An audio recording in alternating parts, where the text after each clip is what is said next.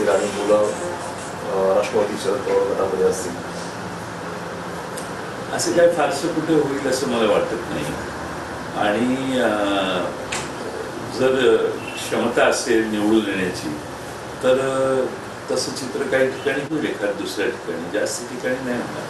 Sir, काल तुम्ही TV9च्या मराठीच्या कॉन्क्लेव्हमध्ये बोलताना खंडणी हा शब्दाचा उच्चार केला. खरं तर शिवाजी महाराजांनी खंडणी मागितलेली असं तुम्ही बोलला. त्याच्यावरती भाजपाने आक्षेप घेतलेला आहे. भाजप म्हणते की शिवछत्रपतींच्या स्वाभिमानाला कुठेतरी तुम्ही ठेच पोचवली आहे शिवप्रेमींच्या, त्यामुळे तुम्ही माफी मागा, अशा पद्धतीने तुमच्यावरती सगळीकडनं टीका होते.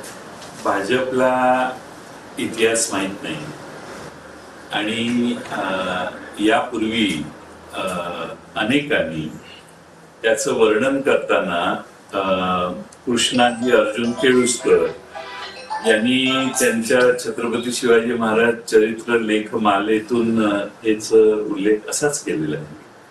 परत दुसऱ्यांदा सुरत लुटली त्या छत्रपती शिवाजी महाराजांनी, त्यावेळी छत्रपती शिवाजी महाराजांनी तिथल्या सुरतेच्या जनतेला उद्देशून एक पत्र लिहिलेलं आहे आणि त्या पत्रात त्यांनी सांगितलं, तुम्ही प्रतिवर्षी 12 लाख रुपये खंडणी बिनबोभाट पावती केल्यास तुमच्या शहराला पुन्हा लुटीची भीती ठुरणार नाही.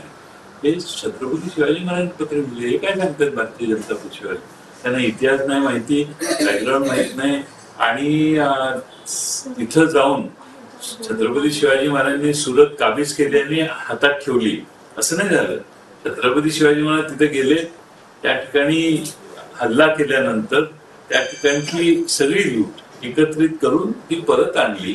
4-5 दिवसाचा फार कमी काळ तिथं होते ते, कारण पुढं औरंगजेबाच्या कडूनही सैन्य तिथं येऊन त्याचं हल्ला झाला असता, प्रतिहल्ला झाला असता. या सगळ्या गोष्टीचा विचार करून तिथं गेले, जे काय करायचं ते इस्पित साध्य केलं, लगेच ते मागे आले.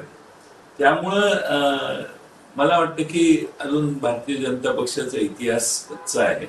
त्या सगळ्यांनी जरा जुने लेख, जुने कादंबऱ्या वाचाव्यात आणि पूर्वी ह्या शब्दाला काय शब्द होता हा पर्याप्त शब्द त्यांनी जर सांगितला तर जरा बरं होईल. महाराष्ट्राच्या ज्ञानात थोडी भर पडेल. ब. पुरंदरे यांच्या पुस्तकात देखील खंडणी असं आहे. त्यांनी शब्द खंडणी हा शब्द वापरतात आणि त्यावेळी खंड जो आहे तो खंड, आम्ही तुमच्यावर हल्ला करणार नाही, आम्हाला एवढा खंड तुमच्या उत्पन्नातला द्या, अशी ती मागणी असायची पूर्वी. अशी पद्धत होती भारतातल्या सगळ्याच्या.